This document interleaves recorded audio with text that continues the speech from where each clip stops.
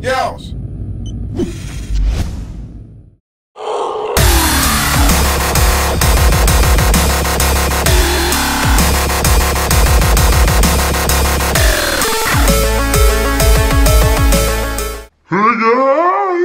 Hello everybody. As you noticed, the intro explains everything this show does, so now I don't need to waste time and I can get right into it. As you know, the new YouTube is fucked. So I thought I'd quickly explain the good features that I found. When you're watching someone's video, if you notice at the top it has the usual subscribe and then says the channel name. If you hover over the subscribe/unsubscribe button, keep in mind, don't click, just hover over it, a little optional pop-up saying, also email me for each new upload. So if you click this box, every time that user makes a video, it'll go into your personal messages. Because as most of you know, the subscription box hasn't been working, and sometimes you don't get videos. This way you will for sure get their videos. So that's basically the only good thing, and it's not even that good because a lot of people accidentally hit unsubscribe. So let's just move on. My first comment is from Devil's Girl Amanda, and she says, when did strippers/exotic dancers/pole dancers clubs start? What are different types of clubs that are out there, and what are some of the top clubs in the USA? And then I say, Roger! Let's talk about strippers.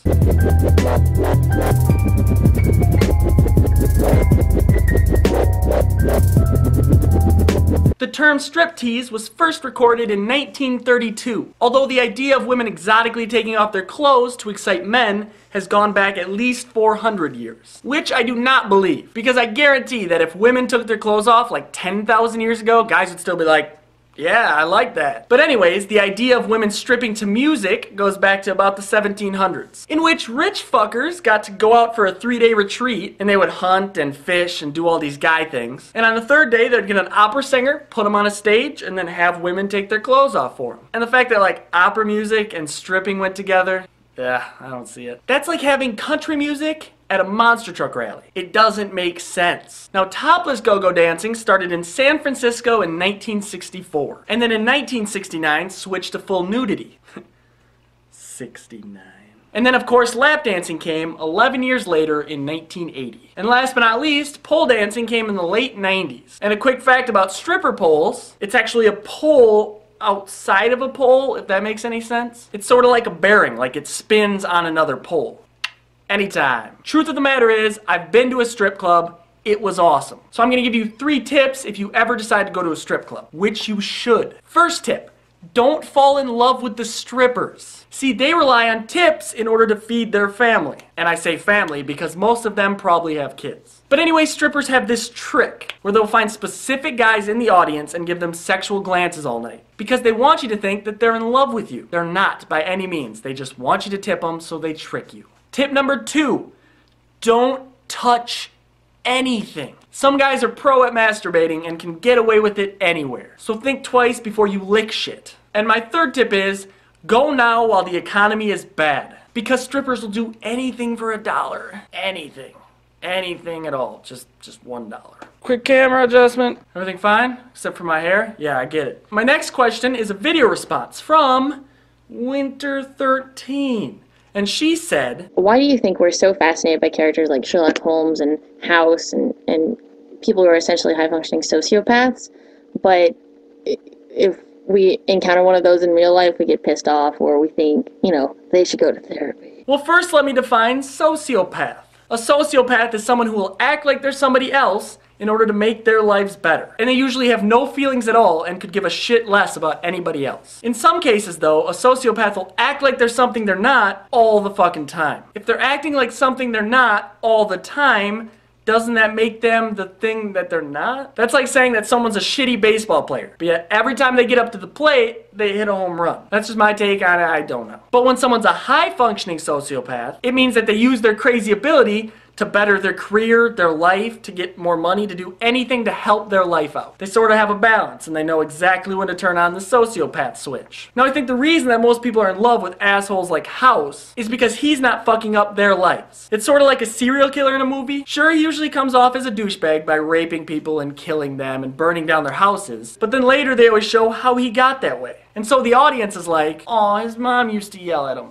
Now I understand why he cuts people's heads off and eats them." It's just a movie mind trick to make a good stereotypical plot. And my last comment is from Mega Fuzzy Balls. And they said, "What is the most unhealthy type of food out there? Calories, fat, trans fat, whatever." Now there's a lot of food out there that you would not have guessed is really unhealthy. Do you know that some cans of soup have a day and a half of sodium in one can? That's not good. But anyways, I want to focus this whole answer on one unhealthy place. And that place is called the Heart Attack Grill in Chandler, Arizona. Everyone who eats there must wear a hospital gown. And all the waitresses have giant tits and dress up as hot nurses. And of course the cooks dress up as surgeons or doctors. And here's some of the things on the menu. Flatliner fries, which are deep fried in lard and are unlimited. Anyone who comes in, just unlimited fucking fries that'll kill you. Also they have a single, double, triple, or quadruple bypass burger.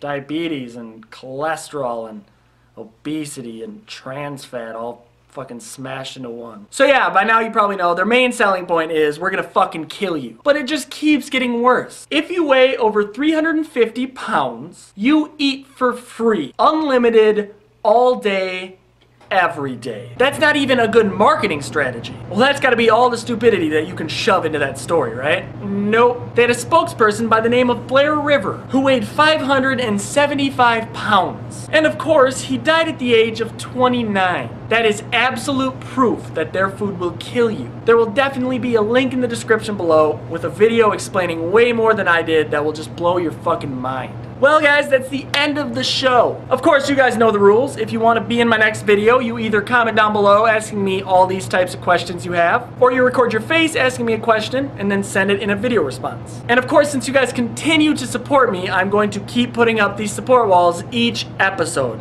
to show my gratitude and what other big fucking words I can use to explain it. Yeah. So yeah guys, there's a Facebook page link down in the description below. And of course, if you really like this episode, thumbs up. Thank you so much for watching, and I'll see you next Monday.